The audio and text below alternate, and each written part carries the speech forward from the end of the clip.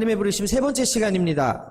신약성경에 바울이 여러 도시, 에베소라던가 빌립보라던가 골로새라던가 데살로니가라던가 다른 곳에 보낸 많은 편지가 있긴 하지만 한 지역 교회를 대상으로 보낸 가장 긴 편지를 뽑으라 라고 하면 오늘 읽은 고린도 지역에 보낸 고린도 전후서입니다. 바울이 이곳에 교회를 세우기 위해서 18개월을 노력을 했어요. 고린도 지역의 그리스도인들이 신앙과 삶의 방식에 있어서 어려움이 많았습니다.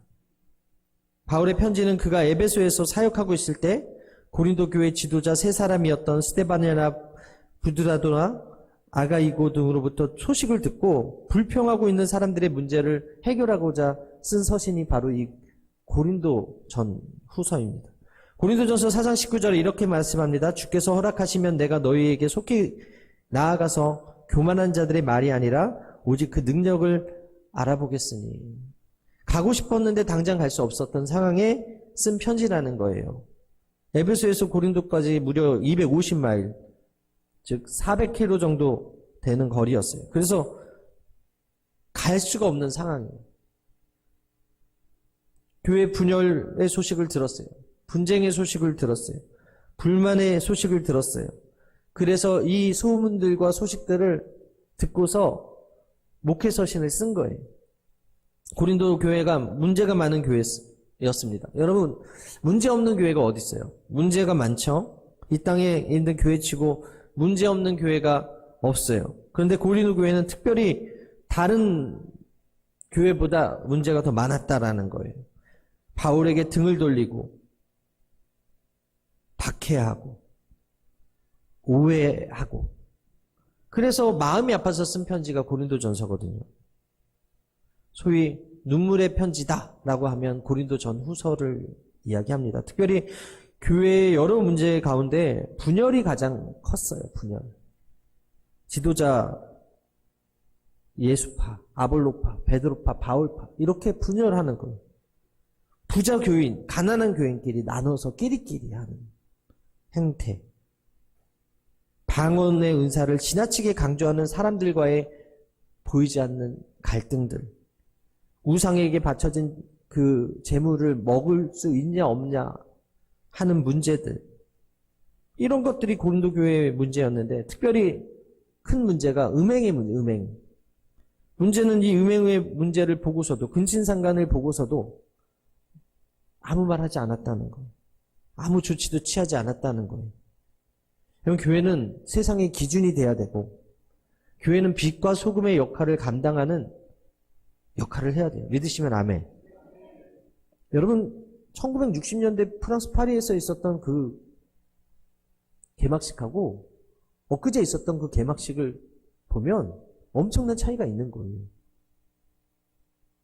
젠더들이 나와서 애정행각을 하는 것들을 당당하게 그 전 세계 사람들 앞에서 우리는 평등하다고 하고 보여주고 있는 이 모습들이, 여러분, 이게 맞는 게 아니거든요.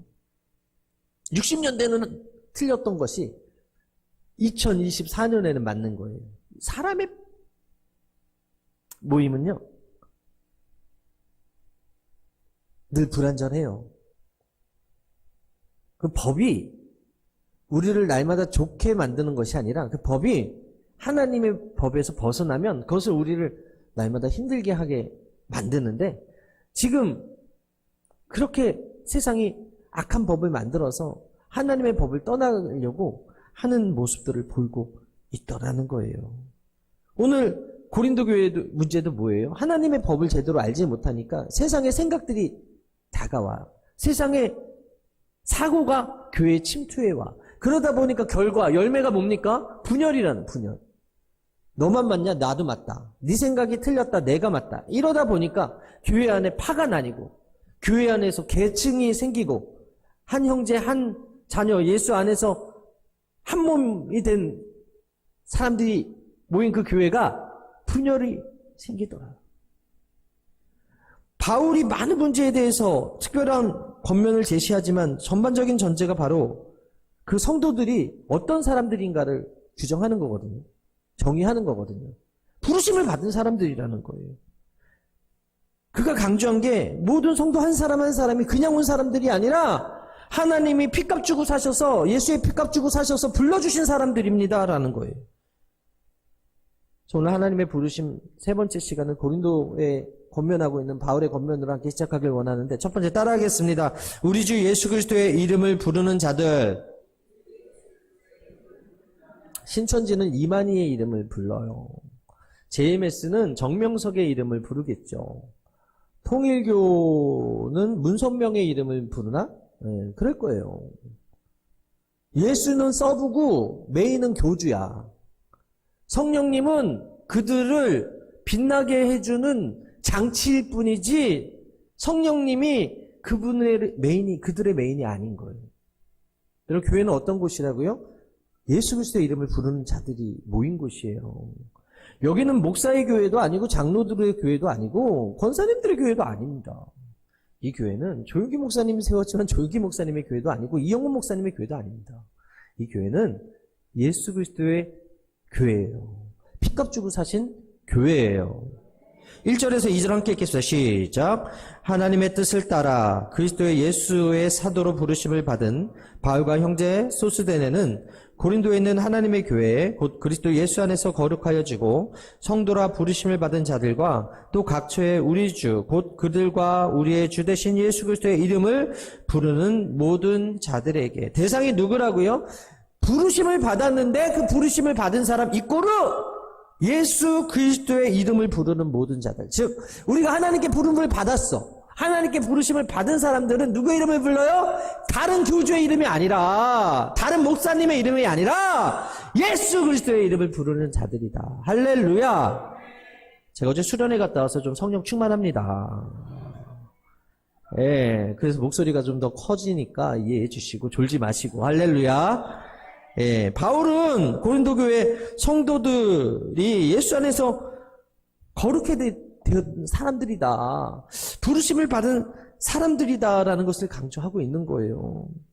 그리고 그 성도들이 다른 이름이 아니라 예수 그리스도의 이름을 부르는 자들이다라는 것을 상기시켜주고 있는 거예요. 이 세상 가운데 살고 있을지라도 그 사람들이 어떤 사람들이라고요? 세상의 사람들, 세상의 유명 아이돌의 가수의 이름을 부르는 자들이 아니라 예수의 이름, 오직 예수 주님만이 나의 삶의 이유. 예수의 이름, 나의 삶의 목적과 나를 부르신 그분의 이름을 부르는 자들이 바로 우리들이다라는 거예요. 고린도전서 1장 26절에서 29절인데요. 우리 함께 읽을게요. 시작.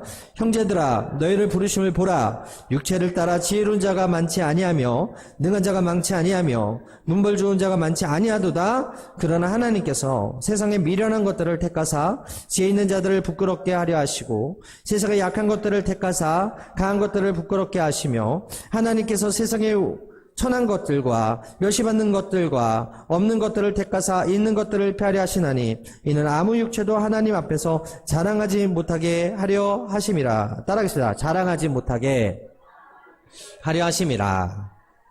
여러분, 하나님께서 사람을 부르실 때 학벌 보지 않습니다.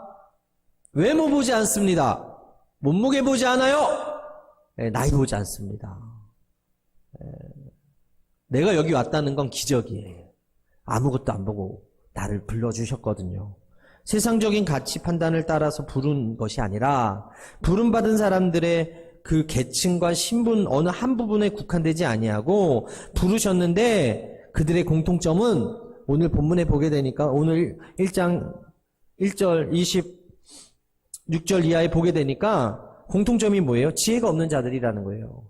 이것은 세상 살아가는데 얻는 지혜가 아니라 학문이 없다는 거거든요.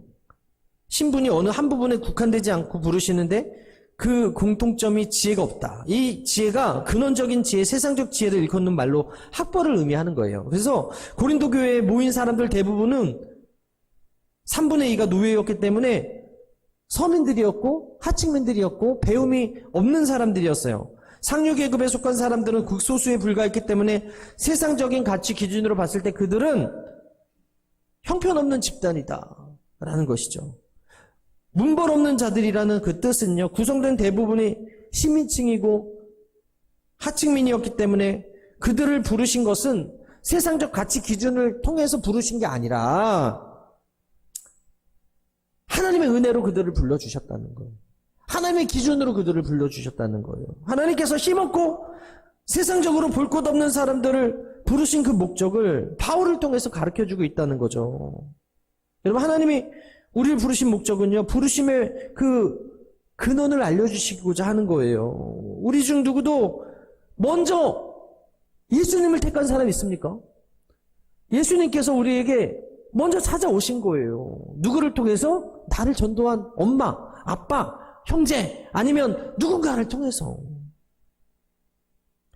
여러분, 이 시대마다 하나님께서 필요한 사람들을 불러 일을 맡기시는데, 우리 또한 이 시대에 하나님께서 필요하셔서 부르신 하나님의 자녀임을 기억하시게 되길 바랍니다. 부르신 목적이 있기 때문에, 부르신 뜻이 있기 때문에 여러분을 불러주셨다는 거예요. 여러분, 성경에 보게 되면요, 예수님께서 그 믿음이 크다라고 칭찬했던 사람이 나오는데 그 사람이 누구예요? 백부장.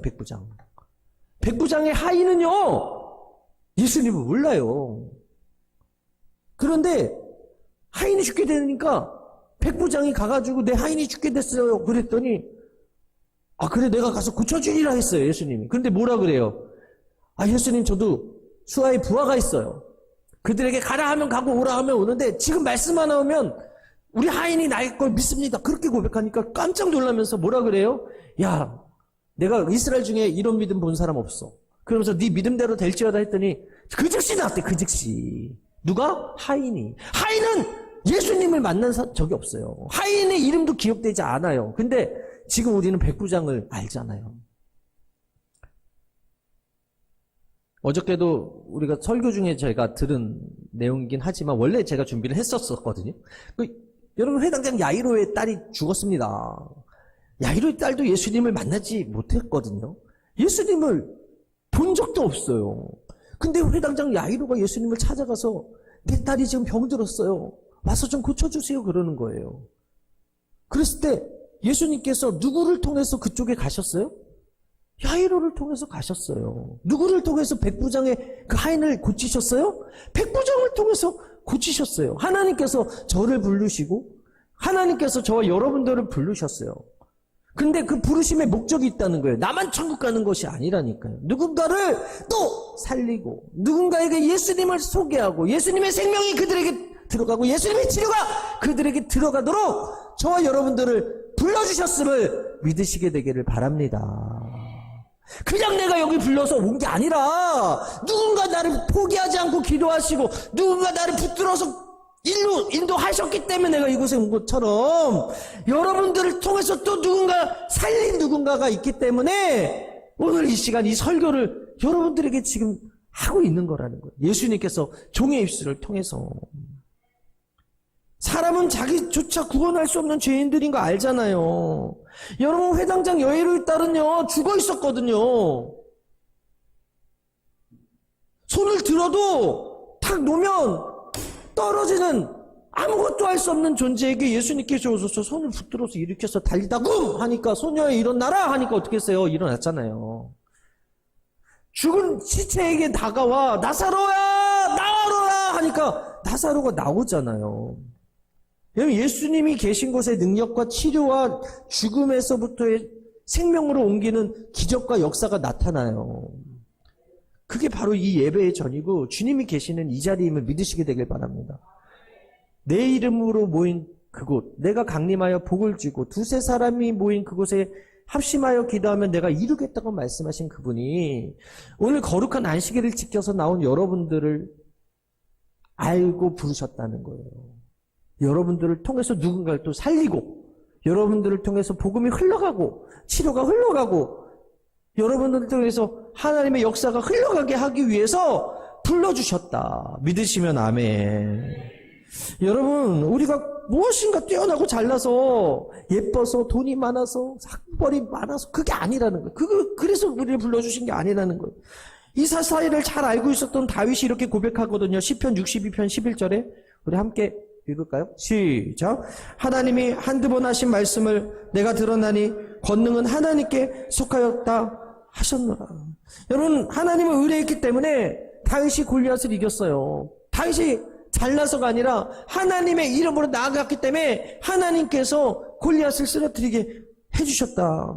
아시다시피 예수님의 수제자 베드로도 밤새 수고하여도 한 마리도 잡지 못했던 베테랑 어부라고 자신했지만 그조차도 빈배로 돌아올 수밖에 없었던, 어떻게 보면 전문가라고 자부했던 그 잡에서도 실패를 경험했던 학벌 없는, 이름 없는 그런 사람이었는데 예수님께서 그를 들어 성령의 능력으로 많은 사람들을 주님께로 인도하는 하나님의 사람으로 세워주셨잖아요. 모세 어때요? 마른 막대기 같은 사람인데 80세 노인 누가 어떤 일을 시키겠어요?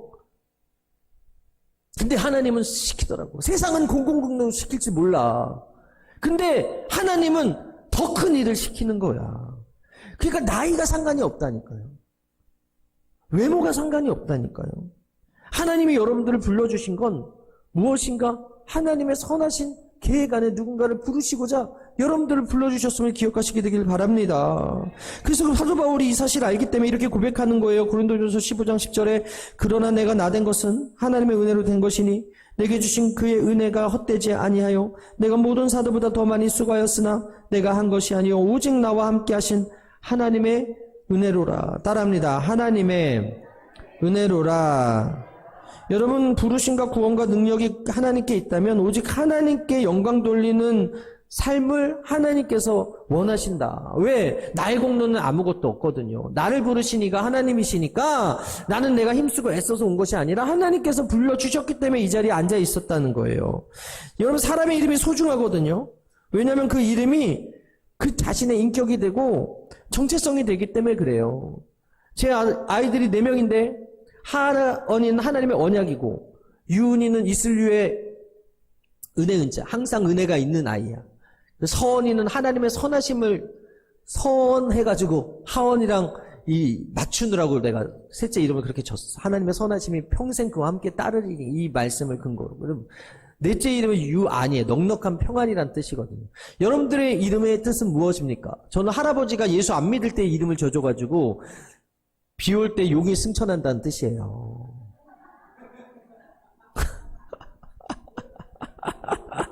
이름을 바꿔야 되는데 그래도 반평생 써온 이름이라서 바꾸기가 쉽지가 않네. 이름의 뜻이 있잖아요. 하나님이 여러분 이름을 우리에게 주신 것처럼 요즘 그 브랜드화 전략으로 이름을 걸고 상품을 구매하는 소비자에게 자신의 이름을 걸고서 하는 그런 기업들이 많지 않습니까?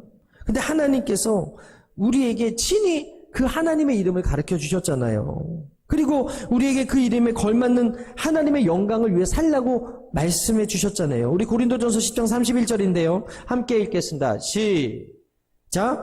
그런즉 너희가 먹든지 마시든지 무엇을 하든지 다 하나님의 영광을 위하여 하라. 하나님께 영광을 돌리는 삶이라는 것은요, 내가 만난 사람들에게 하나님 고백하는 거예요. 내가 만난 사람들에게 하나님 자랑하는 거예요. 내가 하나님 때문에 이렇게 잘 살고 있음을 자랑하는 거예요. 이것이 바로 하나님의 부르심을 받은 자들이 해야 될 사명이라는 거예요. 믿으십니까?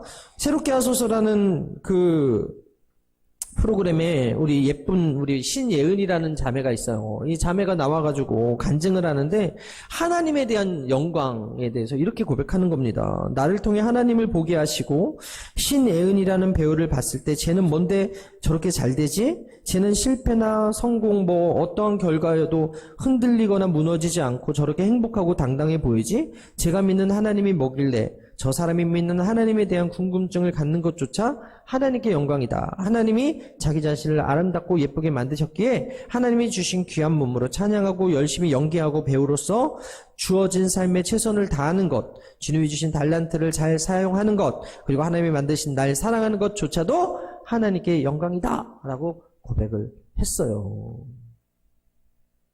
여러분, 저희 여러분 어떤 사람들이에요? 하나님께서 하나님의 이름을 걸고 부르신 분들이에요. 믿으시면 아멘.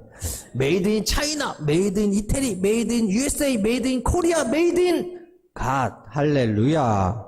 그래서 우리 주 예수 그리스도의 이름을 부르고 그 이름을 전하고 그 이름 때문에 오늘을 넉넉하게 승리하고 살아가도록 저 여러분들을 불러주셨다는 거예요. 저 여러분들이요, 삶을 통해서 나타내셔야 된다는 거예요. 사도행전 3장에 사도 베드로와 요한이 예수 그리스도의 이름의 능력을 의지해서 안진뱅이를 일으킨 기적이 기록되어 있어요.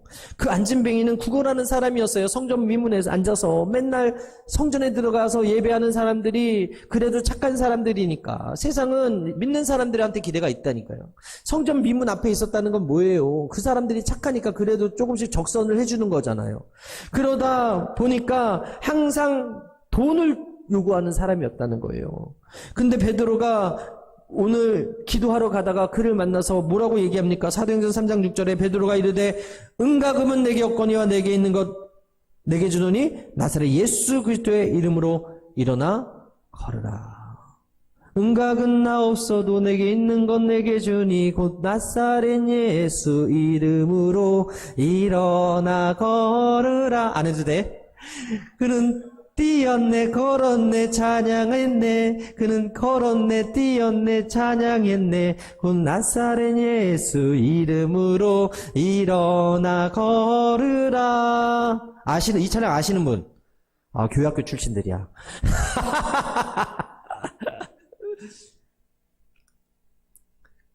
금과 은은 내게 없으나 내게 있는 건 내게 주니 곧 나사렛 예수의 이름을. 여러분, 우리가 부르심을 받을 때 예수 그리스도의 이름을 나타내고자 부르심을 받았고요. 여러분, 그 사람이 조그만 적선을 받았다면 그냥 그거 받고 죽었을 거예요.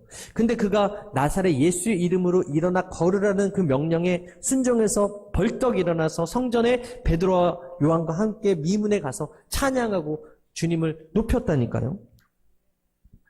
여러분, 예수 그리스도의 이름의 능력이 그렇게 있어요. 인간의 수단과 방법으로는 귀신을 쫓아낼 수 없습니다. 그러나 성경에 뭐라 그래요? 곧 내 이름으로 귀신을 쫓아내래요. 마가복음 16장 17절에 믿는 자들에게 이런 표적이 따르니 곧 그들이 내 이름으로 귀신을 쫓아내며 새 방언을 말하며 뱀을 집어 올리며 무슨 독을 마실지라도 해를 받지 아니하며 병든 사람에게 손을 얹은 즉 나으리라. 어제 우리 수련회 갔다 왔는데 우리 지빈이가 방언 받았습니다. 우리 축하해 주세요. 할렐루야. 누구 이름으로 기도하다 받았을까요? 누구 이름으로 기도하다가? 여기 오늘 분명히 뭐라 그래요? 내 이름으로 귀신을 쫓아내며 새 방언을 말한다. 지빈이가 여태까지 하지 않았던 말을 한다는 거예요. 새 방언, 새로운 언어. 하나님이 주신 거예요. 누구 이름으로 기도하다가 받았을까요? 예수 이름으로 기도하다가. 어디 가서 받았어요? 은혜 받으러 가서. 성령 충만한 그 수련회에 가서 받더라는 거예요. 마트에서 받지 않습니다.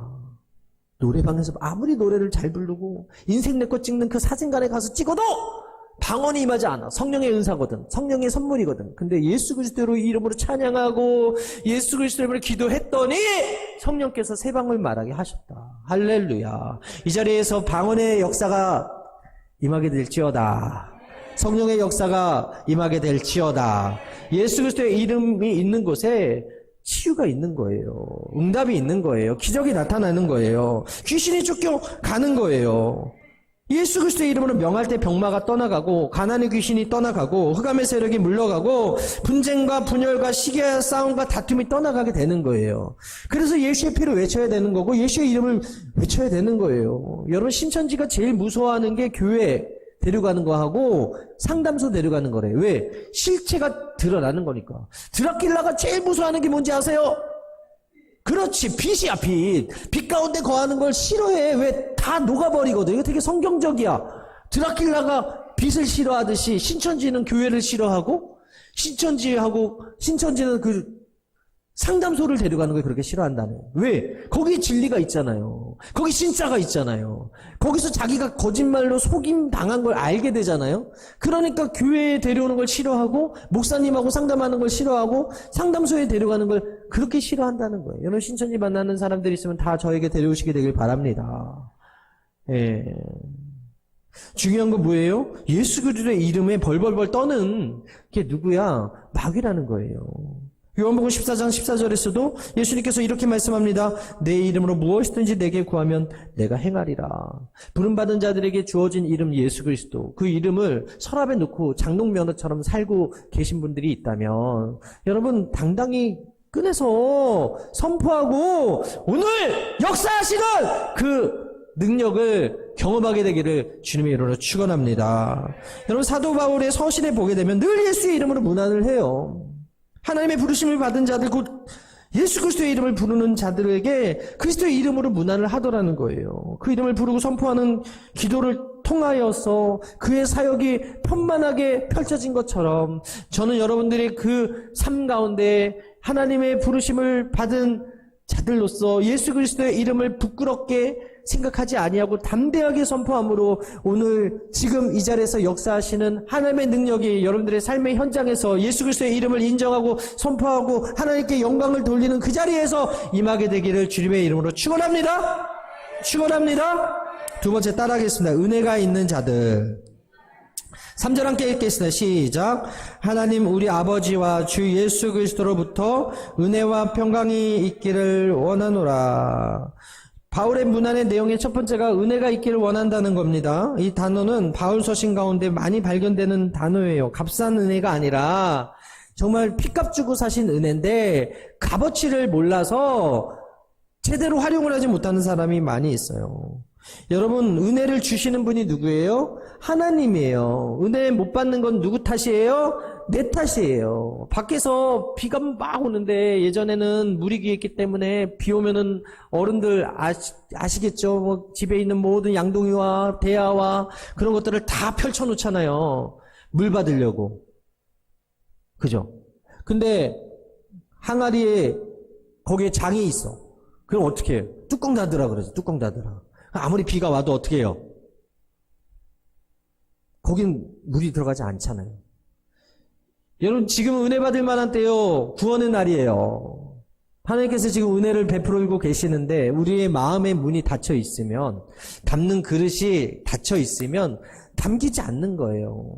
은혜의 담비가 지금 내리고 있어요. 우리가 마음의 문을 활짝 열고 그 은혜를 받아들일 때 비로소 기쁨으로 사명을 감당하고 사역을 감당할 수 있게 됨을 믿으시게 되기를 바랍니다.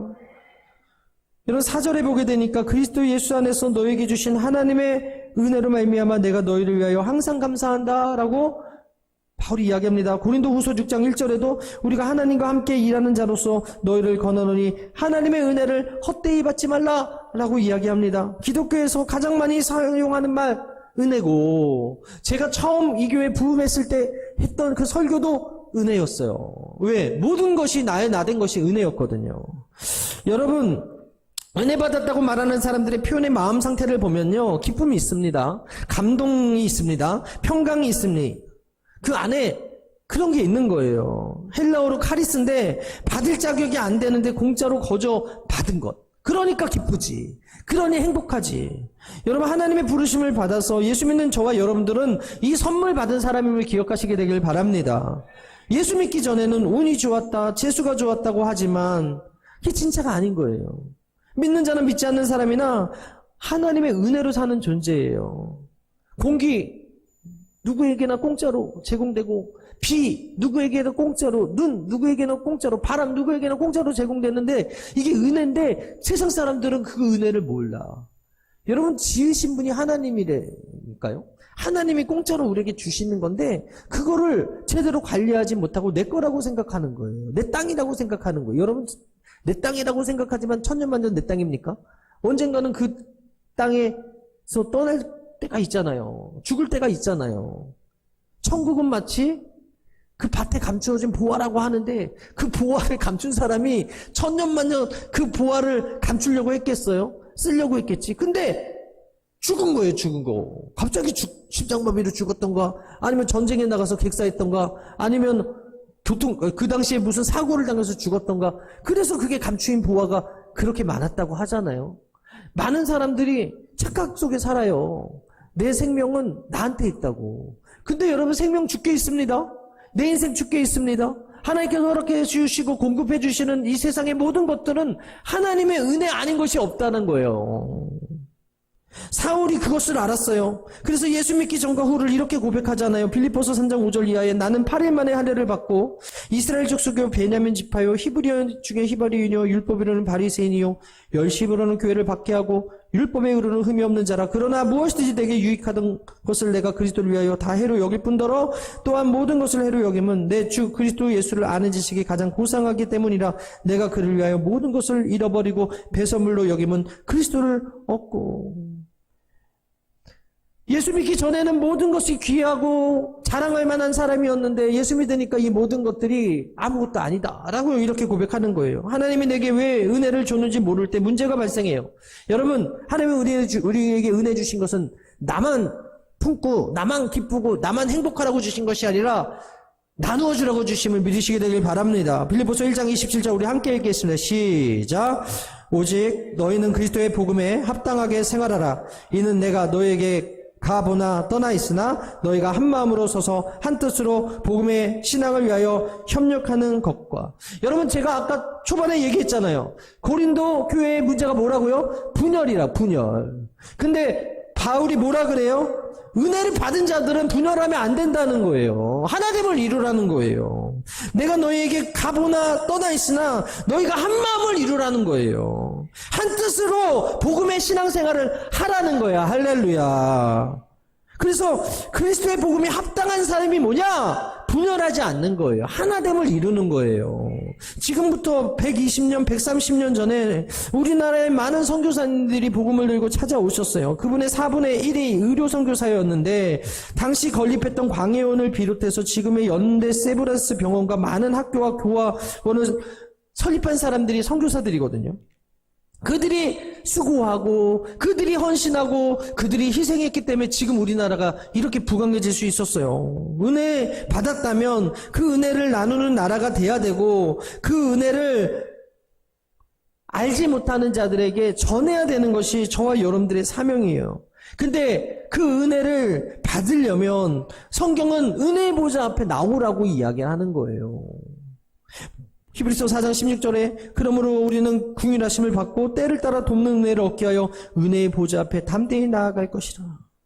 여러분, 이 예배 자리에 은혜가 있음을 믿으시고 하나님의 말씀이 있는 곳에 하나님의 은혜가 머문 것을 믿으시게 되길 바랍니다. 세상의 소리를 아무리 기울여도 그 속에 기쁨이 없습니다. 아무리 유행가를 불러고 세상에 이명훈이나 황용웅이나 또 제가 잘 몰라요. 트로트 가수들을 잘 몰라. 이게 또 은혜네. 할렐루야. 여튼 아무리 세상의 노래를 불러도 그 노래 따라한다고 해서 근본적인 불안과 근본적인 두려움과 외로움의 문제는 해결되지 않아. 오직 예수 그리스도의 이름을 부르고 은혜의 보좌 앞에 나올 때야 비로소 그 마음에 평안과 기쁨이 넘친다는 사실 기억하시게 되길 바랍니다.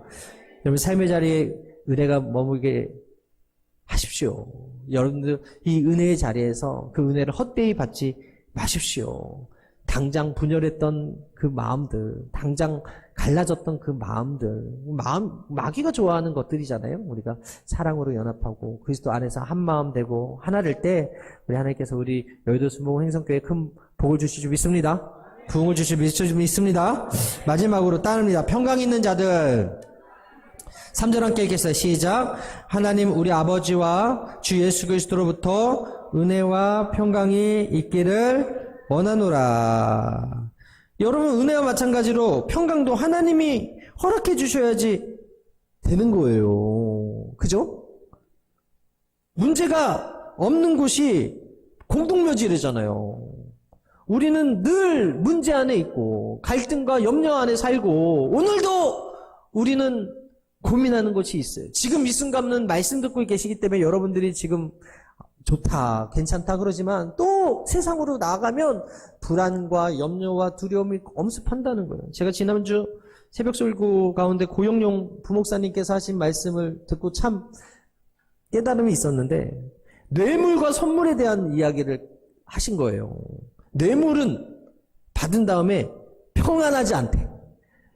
뇌물을 받은 다음에 부담이 되니까 잠을 설친다는 거예요. 그 사람이 뭘 요구하려고 하는 거지?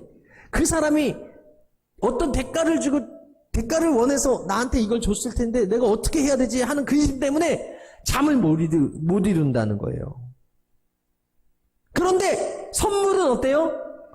받아도 부담이 되지 않고 받으면 편하게 잠 잘 수 있는 게 선물이. 여러분, 우리 애들이 돈이 어디 있어요? 돈 없어요. 그래서 걔네들은 마음의 선물인 그림을 그려주고 생일 축하한다고 손편지를 써줘요. 그러면 그거 받고 불안해서 잠을 못 자지 않지 않아요, 저는. 저희 아내도 그걸 받고 그러려니 하고 편안히 잠을 자는 거죠. 선물이니까. 근데 뇌물은 그렇지 않다는 거예요. 거의 100% 이 진단법이 맞다는데 하나님께도 그런 사람이 있다. 하나님께도. 하나님과 감정이 좋고 하나님께 은혜를 받으면 헌금해. 액수가 좀 커. 근데 목사님한테 시험 들고 교회에 시험 들으면 갑자기 찾아와서 헌금을 페이백 해달라는 사람이 있다는 거예요. 주님의 은혜를 잃어버리면 그런 행동을 하더라는 거죠.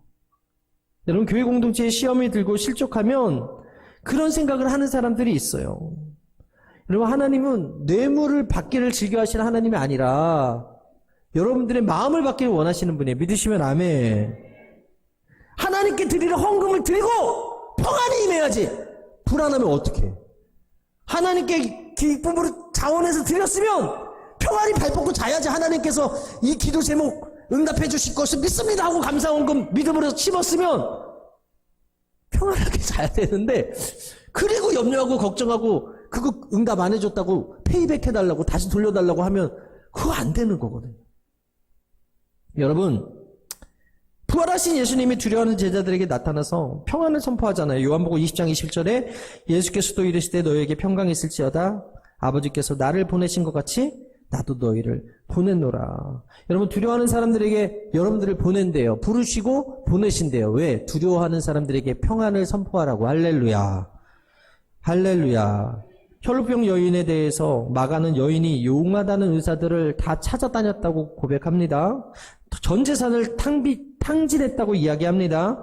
근데 병이 더 심해졌대요. 그래서 낙심했대요. 이제 더 이상 희망이 사라진 상태였대요. 12년 동안이나 그녀를 괴롭힌 그 혈루병이 그날 예수님을 만나고 난 사건이 여러분 누가복음 48장에 있어요. 누가복음에 있어요. 그런데 그 누가복음에 보게 되니까 예수께서 이르시되 딸아 내 믿음이 너를 구원했으니 평안히 가라 하시더라. 아직 말씀하실 때 회당장의 집에서 사람이 와서 말하되 당신의 딸이 죽었나이다. 선생님을 더 괴롭게 하지 마소서 하거늘 예수께서 들으시고 이르시되 두려워하지 말고 믿기만 하라. 그리하면 딸이 구원을 얻으리라. 여러분, 은혜의 보좌 앞에 나왔더니 예수님께서 뭘 흘려주셨냐면 12년 동안 지긋지긋하게 나를 괴롭혔던 혈루병을 고쳐주셨어요. 그리고 은혜의 보좌 앞에 예수님 앞에 나왔더니 뭐라 그래요? 두려워 말고 믿기만 하래요. 그 딸이 구원을 얻겠대요. 회당장 야이로에게 하신 말씀이거든요. 이 사건을 교차하면서 누가가 그렇게 보여주는데 회당장 야이로는 생각했을 거예요. 여기서 끝이다. 내 사랑하는 딸이 죽었구나. 죽음의 소식을 들었으니까 불안했을 거예요. 근데 예수님께서 그 집을 찾아가서 뭐라 그러십니까? 두려워하지 말고 믿기만 해라 하면서 그 소녀가 죽은 것이 아니라 잔다라고 합니다. 그 방에 있던 사람들이 비웃었다고 성경은 기록합니다. 근데 예수님께서 어떤 조치를 취하셨어요? 비웃고 속으로 예수님이 어떻게 하나 보려고 했던 사람들 다 내보내셨어요. 그리고 어떤 사람들만 데리고 들어가셨어요? 믿음의 사람들만 데리고 들어가셨어요.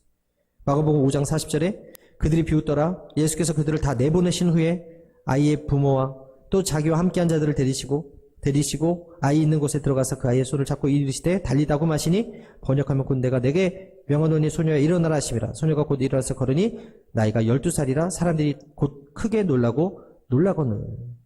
여러분, 믿음이 없는 사람들은요 기적을 경험하지 못합니다. 비웃는 자들, 하나님의 능력을 의심하는 자들은요 하나님의 능력을 경험하지 못해요. 그냥 배제되는 거예요. 배제되는 거. 어떤 사람이 기적의 주인공이요? 어떤 사람이 응답의 주인공이요? 어떤 사람이 지긋지긋한 그 불안을 끊어낼 수 있어요? 여러분, 이 은혜의 보좌 앞에서 예수를 믿는 사람들이에요. 할렐루야. 그런 사람들에게 평강이 임하는 거예요. 그런 사람들에게 치유가 임하는 거예요. 집에서 아무리 불안하다고 불면증 약 드셔보십시오. 우울증 약 드셔보십시오. 해결이 안 돼요. 은혜의 보좌 앞에 나와서 예수님의 옷자락을 붙들고 예수님께서 하시는 달리다굼! 소녀야 일어나라. 이 음성 들어야 된다니까요. 그럴 때 평안이 임하고 그럴 때 기적이 일어나. 여러분 이곳에서도 비웃는 사람이 있어요. 못 믿는 사람이지. 그런 사람을 배제시키신다니까요. 여러분 그 기적의 현장에 수많은 무리가 있었는데 특별한 은혜를 받은 사람들은 믿음의 사람들이었어요. 여러분 부르심은 받은 사람들의 공통점은 다 믿음의 사람들이에요. 할 수만 있다면이 아니라 할 수 있거든이 무슨 말이라 믿는 자에게 능히 하지 못할 일이 없으리라. 기적이 일어나는 공동체, 치료가 임하는 교회, 그래서 소문나서 하나님의 부흥이 쏟아지는 교회, 우리 여의도 스모 횡성교회 되기를 주님의 이름으로 축원합니다. 축원합니다. 네, 함께 찬양하고 기도하겠습니다.